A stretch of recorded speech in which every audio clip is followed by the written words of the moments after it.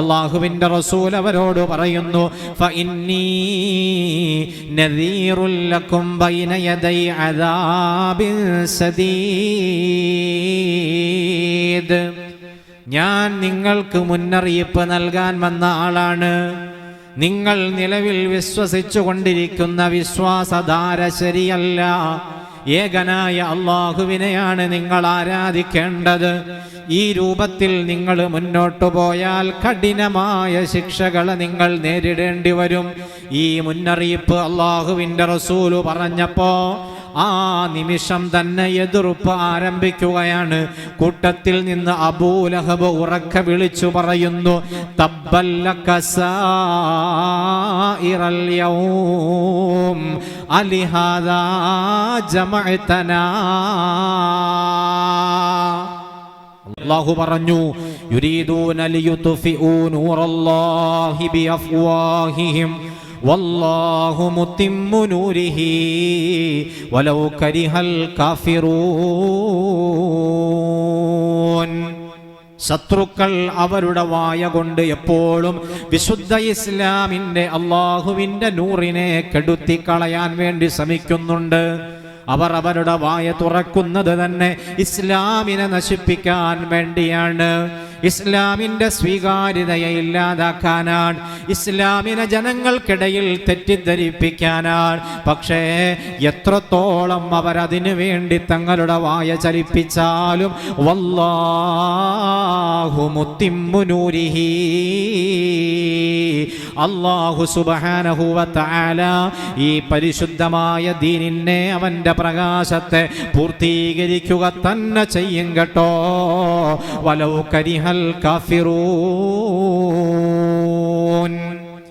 ഈ നിഷേധികളായ ആളുകൾ അതെത്രത്തോളം വെറുത്താലും ശരി, അല്ലാഹു തആല ഈ പരിശുദ്ധമായ ദീനിനെ പൂർത്തീകരിക്കുമെന്ന് വിശുദ്ധ ഖുർആനിലൂടെ അല്ലാഹു പ്രഖ്യാപിച്ചതിൻ്റെ ഫലമാണ് എൻ്റെ പ്രിയപ്പെട്ട സഹോദരങ്ങളെ നമ്മൾ ഇന്ന് ആസ്വദിച്ചു കൊണ്ടിരിക്കുന്നത്, അനുഭവിച്ചു കൊണ്ടിരിക്കുന്നത്.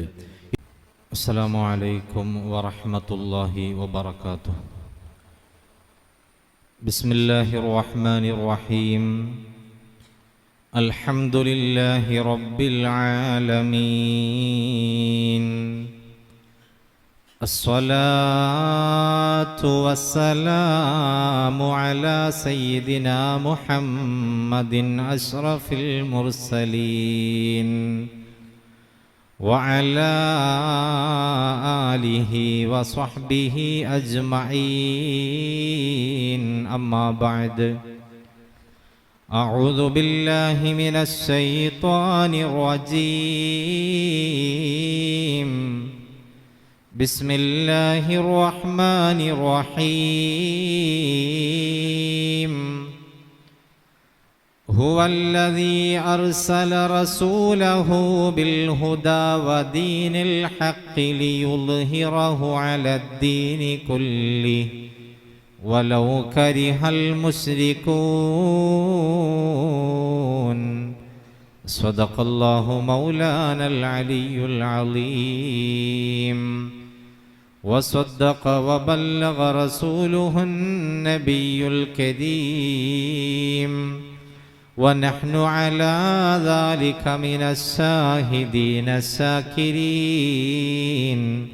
والحمد لله رب العالمين. وقد قال نبينا وحبيبنا محمد صلى الله عليه وسلم: أرأيتم إن أخبرتكم أن خيلا بالوادي تريد أن تغير عليكم أكنتم مصدقيا؟ قالوا نعم، ما جربنا عليك إلا صدقا، أو كما قال رسول الله. يا ربي صل على من حل بالحرم طه الرسول الذي قد خص بالكرم. يا ربي بالمصطفى بلغ مقاصدنا واغفر لنا ما مضى يا واسع الكرم.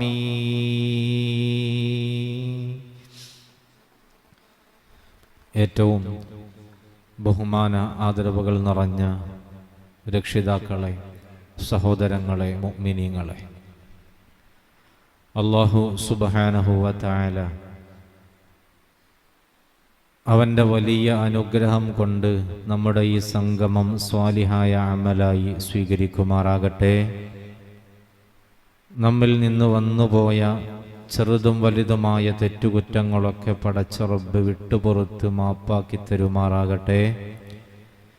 ശിഷ്ടജീവിതം പൂർണ്ണമായി റബ്ബിൻ്റെ തൃപ്തിയിലും പൊരുത്തത്തിലുമായി ചിലവഴിക്കാൻ അള്ളാഹു നമുക്കൊക്കെ തൗഫീഖ് നൽകി അനുഗ്രഹിക്കുമാറാകട്ടെ. നമ്മിൽ നിന്ന് മരണപ്പെട്ടു പോയ ധാരാളം മുഅ്മിനീങ്ങളുണ്ട്, മുഅ്മിനാത്തുകളുണ്ട്. പ്രത്യേകിച്ച് ഈ പള്ളിയുടെ പരിസരങ്ങളിൽ അന്ത്യവിശ്രമം കൊള്ളുന്ന ആളുകൾ അള്ളാഹു എല്ലാവർക്കും മഗ്ഫിറത്തും മർഹമത്തും പ്രദാനം ചെയ്യുമാറാകട്ടെ. അവരോടൊപ്പം നാളെ സ്വർഗത്തിൽ ഒരുമിക്കാൻ അള്ളാഹു നമുക്കൊക്കെ ഭാഗ്യം നൽകി അനുഗ്രഹിക്കുമാറാകട്ടെ. സഹോദരങ്ങളെ, പരിശുദ്ധമായ ഇസ്ലാം തുടക്കം മുതൽ തന്നെ ധാരാളം വെല്ലുവിളികളെ അതിജീവിച്ച് കടന്നു വന്ന മതമാണ്. ഹബീബായ റസൂലുള്ളാഹി സ്വല്ലല്ലാഹു അലൈഹി വസല്ലമ തങ്ങൾ 40 വയസ്സുവരെ മക്കക്കാർക്കിടയിൽ ജീവിച്ചത് നബി സല്ലല്ലാഹു അലൈഹി വസല്ലമ തങ്ങളെ കുറിച്ച് അവർ വിശേഷിപ്പിച്ചിരുന്ന പേര് അൽ അമീൻ എന്ന പേരായിരുന്നു. അള്ളാഹുവിൻ്റെ റസൂൽ എന്തു പറഞ്ഞാലും പൂർണ്ണമായി ആളുകൾ വിശ്വസിക്കുന്ന അത്ര ജനങ്ങൾക്കിടയിൽ വിശ്വാസം നേടിയെടുത്തുകൊണ്ടാണ് നബി സല്ലല്ലാഹു അലൈഹി വസല്ലമ തങ്ങൾ ജീവിച്ചത്. അങ്ങനെ 40-ാം വയസ്സിൽ മുത്തുനബി സല്ലല്ലാഹു അലൈഹി വസല്ലമ തങ്ങൾക്ക് നുബുവത്ത് കിട്ടുന്നു.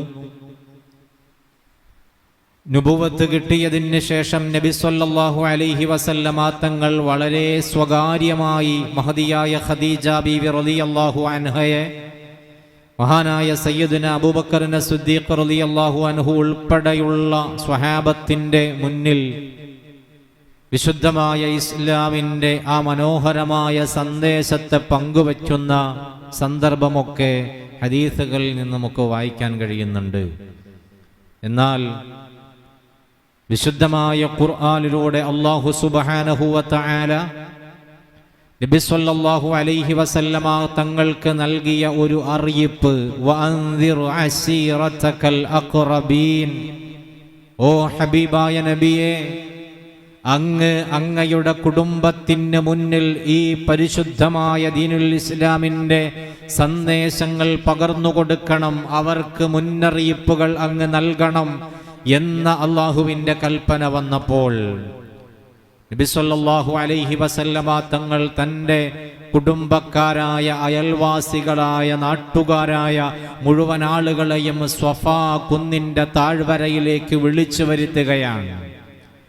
ആ താഴ്വരയിൽ ഒരുമിച്ചു കൂടിയ മുഴുവൻ ജനങ്ങളോടും ആ കുന്നിൻ്റെ അല്പം മുകളിലേക്ക് കയറി നിന്നുകൊണ്ട് നബി സല്ലല്ലാഹു അലൈഹി വസല്ലമ തങ്ങൾ അവരെ അഭിസംബോധന ചെയ്യാൻ ആരംഭിക്കുകയാണ്. അവരുമായി സംസാരിക്കുമ്പോൾ ആദ്യമായി നബി സല്ലല്ലാഹു അലൈഹി വസല്ലമ തങ്ങൾ അവർക്ക് മുന്നിലേക്ക് ഇട്ടുകൊടുക്കുന്നത് ഒരു ചോദ്യമാണ്. ആ ചോദ്യം മറ്റൊന്നുമല്ല, അറഅയ്തും മിൻ അഖ്ബർതുകും അന്ന ഖൈലൻ ബിൽ വാദി തുരീദു അൻ തുഗീറ അലൈക്കും അകുൻതും മുസദ്ദിഖിയ്യ. ഹബീബായ നബി സല്ലല്ലാഹു അലൈഹി വസല്ലമ തങ്ങൾ അവരോട് ചോദിച്ചു, ഓ എൻ്റെ പ്രിയപ്പെട്ട കൂട്ടുകാരെ, എൻ്റെ പ്രിയപ്പെട്ട കുടുംബക്കാരെ, എൻ്റെ പ്രിയപ്പെട്ട നാട്ടുകാരെ, ഈ സ്വഫാ കുന്നിൻ്റെ മറുഭാഗത്ത് നിന്ന് ഒരു വലിയ കുതിര സൈന്യം നിങ്ങളെ ആക്രമിക്കാൻ വരുന്നുണ്ട്, നിങ്ങളുടെ സ്വത്തുക്കൾ പിടിച്ചെടുക്കാൻ വേണ്ടി വരുന്നുണ്ട് എന്ന് ഞാൻ പറഞ്ഞാൽ നിങ്ങളത് വിശ്വസിക്കുമോ? നിങ്ങൾ ഞാൻ പറയുന്നത് സത്യമാണ് എന്ന് അംഗീകരിക്കുമോ എന്നാണ് ഹബീബായ റസൂലുള്ളാഹി സ്വല്ലല്ലാഹു അലൈഹി വസല്ലമ തങ്ങളുടെ ചോദ്യം. ഈ ചോദ്യം നടക്കുന്ന ഒരു പശ്ചാത്തലം നമ്മൾ മനസ്സിലാക്കേണ്ടതുണ്ട്. അള്ളാഹുവിന്റെ റസൂൽ ഈ സംഭവം, ഈ ചോദ്യങ്ങൾ ഉന്നയിക്കുന്നതിന് എത്രയോ നാള് മുമ്പാണ് അബർഹത്തിന്റെ നേതൃത്വത്തിലുള്ള ആനപ്പട കഅബാലയം പൊളിക്കാൻ വേണ്ടി കടന്നു വരുന്നത്. ആ ആനപ്പടയ്ക്ക് എന്താണ് സംഭവിച്ചത് എന്ന് നേരിട്ട് കണ്ടവരാണ് ആ ഒരുമിച്ച് കൂടിയ ആളുകളൊക്കെ. തർമീഹിം ബിഹിജാറത്തിൻ മിൻ സിജ്ജീൽ ഫജഅലഹും കഅസ്ഫിൻ മഅകൂൽ എന്ന് വിശുദ്ധമായ ഖുർആൻ പരിചയപ്പെടുത്തിയതുപോലെ അബ്രഹത്തിന്റെ നേതൃത്വത്തിലുള്ള ആനപ്പട, ആനകളുടെ അകമ്പടിയോടെ വന്ന സൈന്യം ചവച്ചരക്കപ്പെട്ട വൈക്കോലുകളെപ്പോലെ ഒന്നുമല്ലാതെ നാമാവശേഷമായി പോയത് നേരെ മുന്നിൽ കണ്ടവരാണവർ. അതുകൊണ്ട് തന്നെ അവർക്കറിയാം ഒരാള് പോലും ഈ നാട് ആക്രമിക്കാൻ വേണ്ടി അത്ര ധൈര്യത്തോടെ വരൂല എന്ന്. പക്ഷേ അള്ളാഹുവിന്റെ റസൂൽ ഇത് പറഞ്ഞപ്പോ അവർ നൽകിയ മറുപടി നഅം മാ ജറബ്നാ അലൈക ഇല്ലാ സിദ്ഖാ. നീ ഇത് പറഞ്ഞാൽ ഒരു കാരണവശാലും ഞങ്ങളത് അവിശ്വസിക്കില്ല. പൂർണ്ണമായി നിങ്ങൾ പറയുന്നതിനെ ഞങ്ങൾ വിശ്വസിക്കും. കാരണം കഴിഞ്ഞ 40 വർഷക്കാലമായി ഞങ്ങൾക്കിടയിൽ ജീവിക്കുന്ന നിങ്ങളിൽ നിന്ന് ഇന്നേ വരെ സത്യമല്ലാത്ത മറ്റൊന്നും ഞങ്ങൾക്ക് കാണാൻ കഴിഞ്ഞിട്ടില്ല. അതുകൊണ്ട് തന്നെ ഞങ്ങൾക്കത് വിശ്വസിക്കലല്ലാതെ മറ്റു മാർഗമില്ല, ഞങ്ങളത് അംഗീകരിക്കുമെന്നവർ മറുപടി പറയുകയാണ്. പ്രിയപ്പെട്ട സഹോദരങ്ങളെ, ഹബീബായ റസൂലുള്ളാഹി സ്വല്ലല്ലാഹു അലൈഹി വസല്ലമ തങ്ങൾ തന്റെ ഉള്ളിലുള്ള സന്ദേശം അവരിലേക്ക് എത്തിക്കുവാൻ വേണ്ടി ആദ്യമായി സ്വീകരിച്ച ഈ ഒരു ശൈലി വളരെ മാതൃകാപരമാണ്. അങ്ങേയറ്റം യുക്തിസഹമായ നീക്കമാണ് അള്ളാഹുവിന്റെ റസൂല് നടത്തിയത്. 100% ആ ജനങ്ങൾക്ക് മുന്നിൽ തന്റെ അംഗീകാരവും തന്റെ സ്വീകാര്യതയും തന്റെ സ്ഥാനവുമൊക്കെ ഉറപ്പുവരുത്തിയതിനു ശേഷമാണ് അള്ളാഹുവിന്റെ റസൂൽ അവരോട് പറയുന്നത് ഫഇന്നീ നദീറുൽ ലക്കും ബൈന യദൈ അദാബിൻ സദീദ്. പൂർണ്ണമായി തന്റെ സ്വീകാര്യത ഉറപ്പുവരുത്തി താൻ എന്തു പറഞ്ഞാലും അവർ അംഗീകരിക്കാൻ തയ്യാറാണ്. അത്ര കണ്ട് അവർക്കിടയിൽ താൻ വിശ്വസ്തനാണെന്ന് ബോധ്യപ്പെട്ടപ്പോ അള്ളാഹുവിന്റെ റസൂൽ അവരോട് പറയുന്നു ഫഇന്നീ നദീറുൽ ലക്കും ബൈന യദൈ അദാബിൻ സദീദ്. ഞാൻ നിങ്ങൾക്ക് മുന്നറിയിപ്പ് നൽകാൻ വന്ന ആളാണ്. നിങ്ങൾ നിലവിൽ വിശ്വസിച്ചു കൊണ്ടിരിക്കുന്ന വിശ്വാസധാര ശരിയല്ല.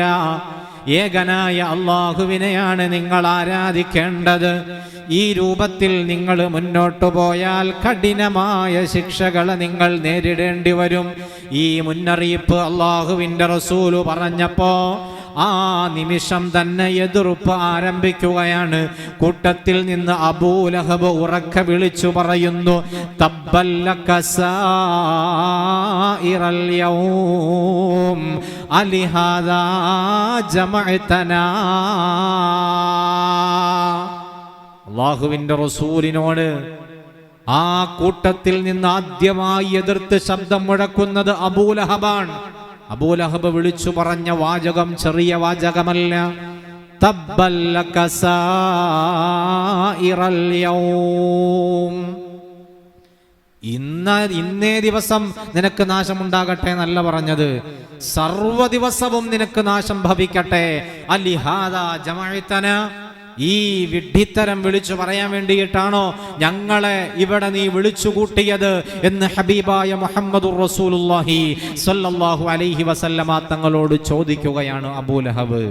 അബൂലഹബിന്റെ ഈ ചോദ്യത്തിന്റെ പിന്നാലെ എല്ലാവരും കൂടുന്നു, എതിർപ്പുകൾ ശക്തമാകുന്നു. എന്റെ പ്രിയപ്പെട്ട സഹോദരങ്ങളെ, അന്ന് തുടങ്ങിവച്ച ആ എതിർപ്പ്, അന്ന് ആരംഭിച്ച ആ എതിർപ്പ് വിശുദ്ധ ഇസ്ലാമിനെതിരെ ഇന്നും യാതൊരു കുറവുമില്ലാതെ അനുദിനം വർദ്ധിച്ചു വന്നുകൊണ്ടിരിക്കുകയാണ് എന്ന വലിയൊരു യാഥാർത്ഥ്യം നമ്മൾ തിരിച്ചറിയേണ്ടതുണ്ട്. പൊതുവെ പറഞ്ഞാൽ രണ്ട് തരത്തിലുള്ള എതിർപ്പുകളാണ് സത്യത്തിൽ വിശ്വാസികൾക്ക് നേരിടേണ്ടി വന്നിട്ടുള്ളത്, മുസ്ലിങ്ങൾക്ക് നേരിടേണ്ടി വന്നിട്ടുള്ളത്. ഒന്ന്, വ്യാജ പ്രചരണങ്ങളിലൂടെ ഇസ്ലാമിനെ തളർത്താൻ വേണ്ടി ശ്രമിക്കുക എന്നതായിരുന്നു. പച്ചക്കള്ളം പറഞ്ഞുകൊണ്ട് ജനങ്ങളെ തെറ്റിദ്ധരിപ്പിക്കുക എന്നതായിരുന്നു. അള്ളാഹുവിന്റെ റസൂൽ സ്വല്ലല്ലാഹു അലൈഹി വസല്ലമ തങ്ങളുടെ വിശ്വാസ്യതയെ തകർക്കാൻ വേണ്ടി എന്തെല്ലാം ആരോപണങ്ങളാണ് അവർ പടച്ചുവിട്ടത് എന്ന് നമ്മൾ ചിന്തിക്കേണ്ടതുണ്ട്. ഹബീബായ നബി സ്വല്ലല്ലാഹു അലൈഹി വസല്ലമ തങ്ങളെ സാഹിറുൻ കദ്ദാബ് എന്ന് വിളിച്ച് അള്ളാഹുവിന്റെ റസൂലിനെ സിഹ്ർ ചെയ്യുന്ന, മാരണം ചെയ്യുന്ന ആളാക്കി അവർ മാറ്റി, അങ്ങനെ ചിത്രീകരിച്ചു. മുത്തുനബി സ്വല്ലല്ലാഹു അലൈഹി വസല്ലമ തങ്ങൾ പച്ചക്കളവ് പറയുന്ന ആളാണ് എന്നവർ ചിത്രീകരിച്ചു. അതുപോലെ മജ്നൂനാണ്, ഭ്രാന്തനാണ് എന്നവർ ചിത്രീകരിച്ചു. ഒരുപാട് ആരോപണങ്ങൾ ഹബീബായ മുഹമ്മദുർ റസൂലുള്ളാഹി സ്വല്ലല്ലാഹു അലൈഹി വസല്ലമ തങ്ങൾക്കെതിരെ പുറപ്പെടുവിച്ചു. എത്രത്തോളം എന്ന് ചോദിച്ചാൽ, മക്കയുടെ അതിർത്തി കടന്നൊരു പുതിയ ആള് ആ നാട്ടിലേക്ക് കടന്നു വരികയാണെങ്കിൽ ആ കടന്നു വരുന്ന ആൾക്ക് ആ അതിർത്തിയിൽ നിന്നുകൊണ്ട് മുന്നറിയിപ്പ് നൽകാൻ വേണ്ടിയിട്ട് ആളുകളെ പോലും നിശ്ചയിച്ചുകൊണ്ട്, നിങ്ങൾ ഈ മക്കയിലേക്ക് കടക്കുമ്പോൾ ഒരുപക്ഷെ നിങ്ങളെ ഒരാൾ സമീപിക്കാൻ സാധ്യതയുണ്ട്, അയാൾ ഇന്നിന്ന കാര്യങ്ങളൊക്കെ പറയാൻ സാധ്യതയുണ്ട്, അയാൾ വെറും ഭ്രാന്തനാണ്, ആ പറയുന്നതിന്റെ പിന്നാലെ നിങ്ങൾ പോകരുത് ട്ടോ എന്ന് പറയാൻ വേണ്ടി അതിർത്തികളിൽ, വഴിയോരങ്ങളിൽ ആളുകളെ നിർത്തിയിട്ട് അത്രത്തോളം ഹബീബായ മുഹമ്മദുർ റസൂലുള്ളാഹി സ്വല്ലല്ലാഹു അലൈഹി വസല്ലമ തങ്ങളെയും വിശുദ്ധ ഇസ്ലാമിനെയും ചെറുതാക്കാൻ, ഇല്ലായ്മ ചെയ്യാൻ അവർ ശ്രമിച്ചുകൊണ്ടിരുന്നിട്ടുണ്ട്. പക്ഷേ അവർക്കൊക്കെ അക്കമിട്ട് വിശുദ്ധമായ ഖുർആൻ മറുപടി നൽകുന്നുണ്ട്. അല്ലാഹു പറഞ്ഞു, യുരീദൂന ലിയുത്ഫിഊ നൂറല്ലാഹി ബിഅഫ്വാഹിഹിം വല്ലാഹു മുത്തിമ്മു നൂരിഹി വലൗ കരിഹൽ കാഫിറൂൻ. ശത്രുക്കൾ അവരുടെ വായ കൊണ്ട് എപ്പോഴും വിശുദ്ധ ഇസ്ലാമിന്റെ, അള്ളാഹുവിന്റെ നൂറിനെ കെടുത്തിക്കളയാൻ വേണ്ടി ശ്രമിക്കുന്നുണ്ട്. അവർ അവരുടെ വായ തുറക്കുന്നത് തന്നെ ഇസ്ലാമിനെ നശിപ്പിക്കാൻ വേണ്ടിയാണ്, ഇസ്ലാമിന്റെ സ്വീകാര്യതയെ ഇല്ലാതാക്കാനാണ്, ഇസ്ലാമിനെ ജനങ്ങൾക്കിടയിൽ തെറ്റിദ്ധരിപ്പിക്കാനാണ്. പക്ഷേ എത്രത്തോളം അവരതിനു വേണ്ടി തങ്ങളുടെ വായ ചലിപ്പിച്ചാലും വല്ലാഹു മുത്തിമ്മു നൂരിഹി, അല്ലാഹു സുബ്ഹാനഹു വ തആല ഈ പരിശുദ്ധമായ ദീനിനെ, അവന്റെ പ്രകാശത്തെ പൂർത്തീകരിക്കുക തന്നെ ചെയ്യും കേട്ടോ. വലൗ കരിഹൽ കാഫിറൂൻ. ഈ നിഷേധികളായ ആളുകൾ അതെത്രത്തോളം വെറുത്താലും ശരി, അല്ലാഹു തആല ഈ പരിശുദ്ധമായ ദീനിനെ പൂർത്തീകരിക്കുമെന്ന് വിശുദ്ധ ഖുർആനിലൂടെ അല്ലാഹു പ്രഖ്യാപിച്ചതിൻ്റെ ഫലമാണ് എൻ്റെ പ്രിയപ്പെട്ട സഹോദരങ്ങളെ നമ്മൾ ഇന്ന് ആസ്വദിച്ചു കൊണ്ടിരിക്കുന്നത്, അനുഭവിച്ചു കൊണ്ടിരിക്കുന്നത്. എത്രത്തോളം ശ്രമങ്ങൾ ഇസ്ലാമിനെ നശിപ്പിക്കാൻ വേണ്ടി നടത്തിയിട്ടുണ്ട്, എത്രത്തോളം വലിയ വലിയ പോരാട്ടങ്ങളുമായി മുന്നിട്ട് വന്നിട്ടുണ്ട്. വിശുദ്ധമായ ഇസ്ലാം സ്വീകരിക്കുന്നവരെ തിരഞ്ഞുപിടിച്ച് ക്രൂരമായി കൊല ചെയ്യുന്ന കാഴ്ചകൾ നമ്മൾ കണ്ടിട്ടുണ്ട്. മഹദിയായ സുമയ്യ ബീവി റളിയല്ലാഹു അൻഹയെ എത്ര ക്രൂരമായിട്ടാണ് ശത്രുക്കൾ കൊല ചെയ്തത് എന്ന് ചരിത്രം വായിക്കുമ്പോൾ നമുക്ക് മനസ്സിലാക്കാൻ കഴിയുന്നുണ്ട്. ഞാനത് വിശദീകരിക്കുന്നില്ല. അമ്മാർ ഇബ്നു യാസിർ റളിയല്ലാഹു അൻഹുവിനെ, ബിലാലുൽ മുഅദ്ദിൻ റളിയല്ലാഹു അൻഹുവിനെ, അങ്ങനെ തുടങ്ങിയിട്ട് വിശുദ്ധ ഇസ്ലാം സ്വീകരിച്ച സ്വഹാബത്തിനെ ഓരോരുത്തരെയായി എത്ര ക്രൂരമായിട്ടാണ് ശത്രുക്കൾ ഉപദ്രവിച്ചത് എന്ന് ചരിത്രം പഠിക്കുമ്പോൾ നമുക്ക് മനസ്സിലാക്കാൻ കഴിയുന്നുണ്ട്.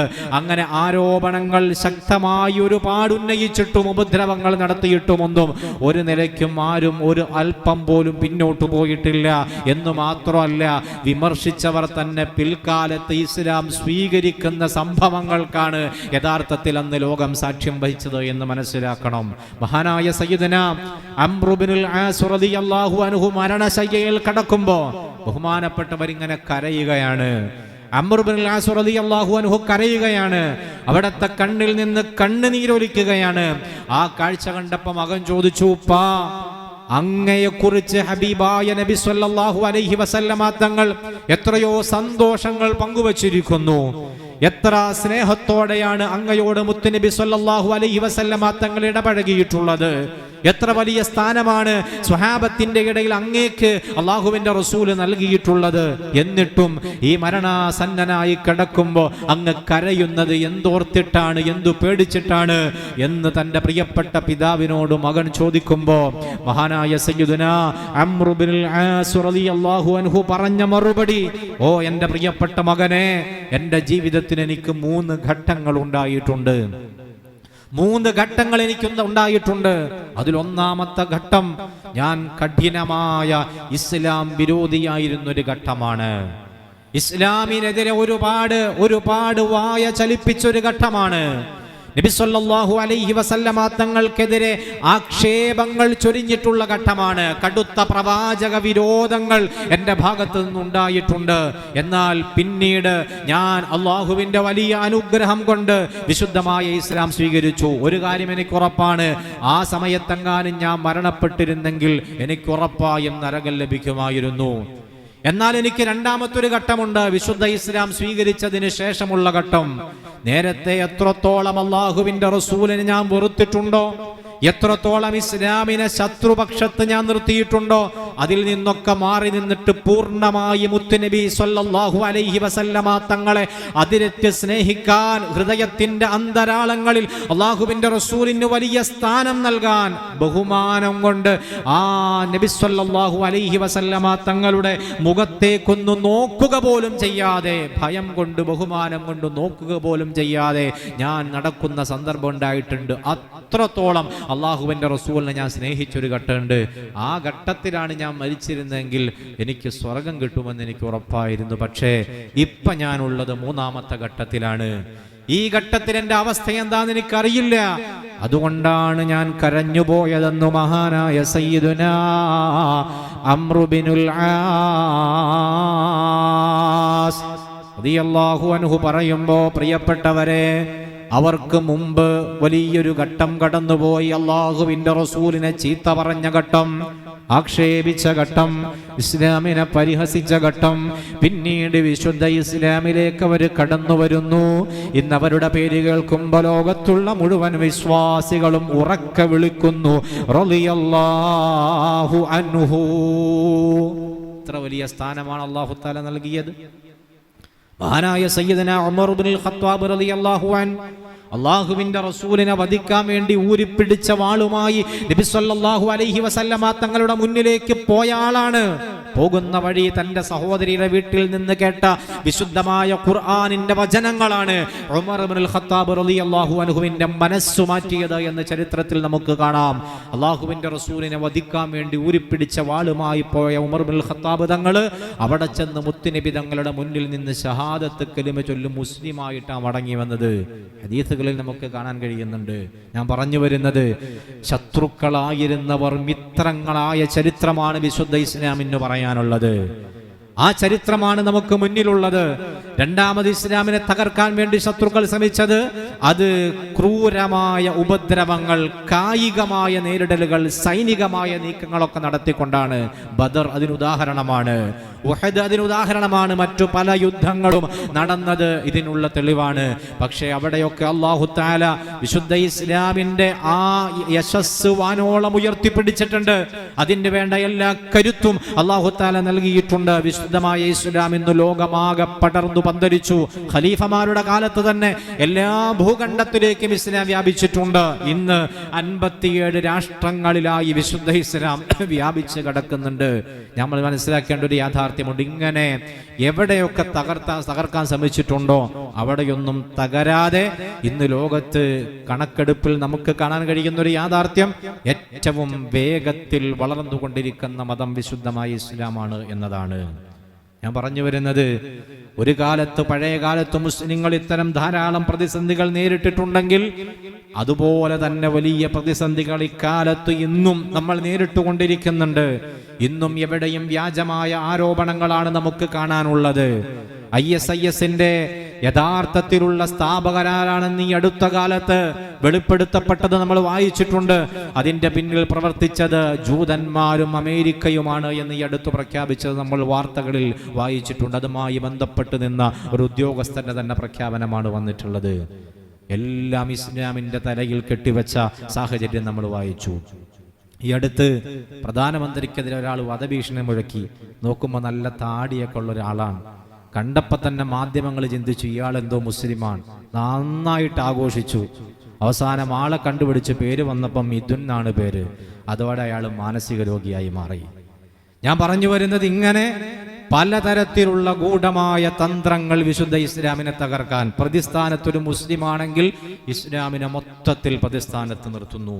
പ്രതിസ്ഥാനത്ത് അമുസ്ലിമാണെങ്കിൽ അയാൾ മാനസിക രോഗിയായി മാറുന്നു. അവർ പ്രതിനിധാനം ചെയ്യുന്ന മതത്തിന് യാതൊരു പ്രശ്നമില്ല.